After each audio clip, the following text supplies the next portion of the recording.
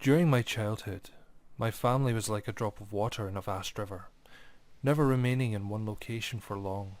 We settled in Rhode Island when I was 8, and there we remained until I went to college in Colorado Springs.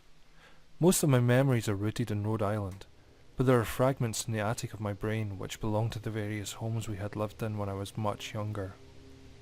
Most of these memories are unclear and pointless, chasing after another boy in the backyard of a house in North Carolina, trying to build a raft to float in the creek behind the apartment we rented in Pennsylvania, and so on.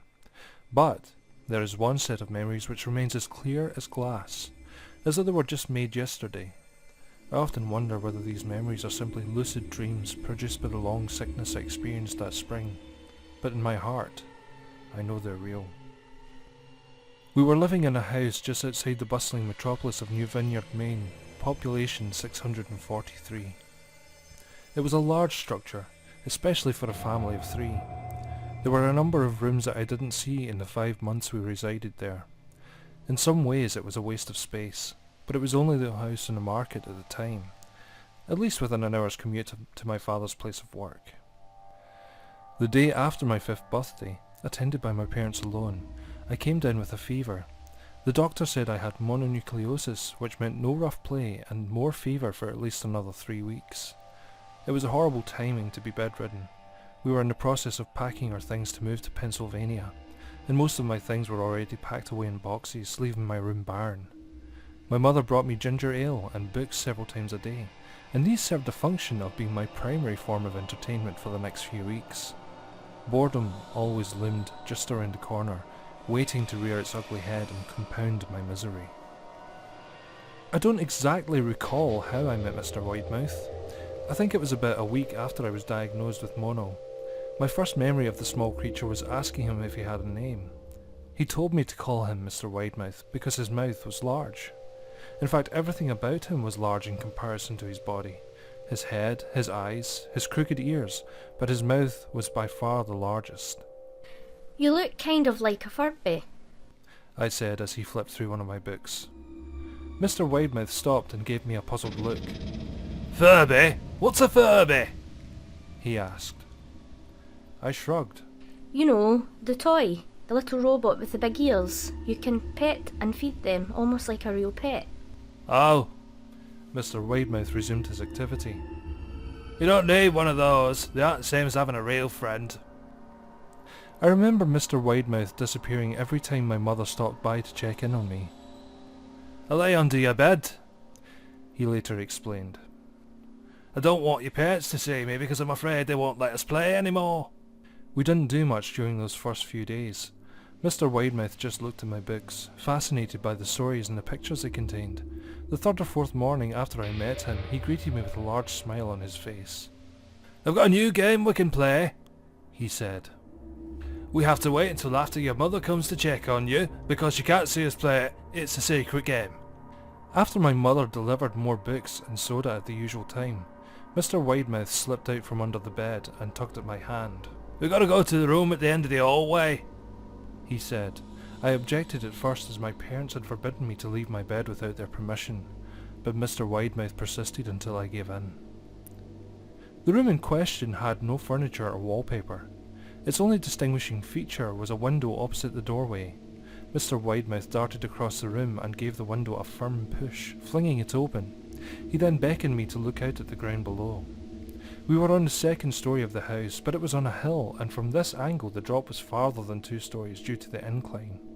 I like to play pretend up here, Mr. Widemouth explained. I pretend there's a big soft trampoline below the window, and I jump. If you pretend hard enough, you bounce back up like a feather. I want you to try. I was a 5-year-old with a fever, so only a hint of scepticism darted through my thoughts as I looked down and considered the possibility. It's a long drop, I said. But that's all part of the fun. It wouldn't be fun if it was only a short drop. If it were that way, you might as well just bounce on a real trampoline. I toyed with the idea, picturing myself falling through thin air, only to bounce back to the window on something unseen by human eyes, but the realist in me prevailed. Maybe some other time, I said. I don't know if I have enough imagination. I could get hurt. Mr. Widemouth's face contorted into a snarl, but only for a moment. Anger gave way to disappointment. "If you say so," he said. He spent the rest of the day under my bed, quiet as a mouse. The following morning Mr. Widemouth arrived holding a small box. "I want to teach you how to juggle," he said. "Here's some things you can use to practice before I start giving you lessons." I looked in the box. It was full of knives. My parents will kill me. I shouted, horrified that Mr. Widemouth had brought knives into my room, objects that my parents would never allow me to touch. I'll be spanked and grounded for a year. Mr. Widemouth frowned. "It's fun to juggle with these. I want you to try it." I pushed the box away. I can't. I'll get in trouble. Knives aren't safe to just throw in the air. Mr. Widemouth's frown deepened into a scowl. He took the box of knives and slid under my bed, remaining there the rest of the day. I began to wonder how often he was under me. I started having trouble sleeping after that. Mr. Widemouth often woke me up at night, saying he put a real trampoline under the window, a big one that I couldn't see in the dark. I always declined and tried to go back to sleep, but Mr. Widemouth persisted. Somehow, he stayed by my side until early in the morning, encouraging me to jump. He wasn't so fun to play with anymore. My mother came to me one morning and told me I had her permission to walk around outside.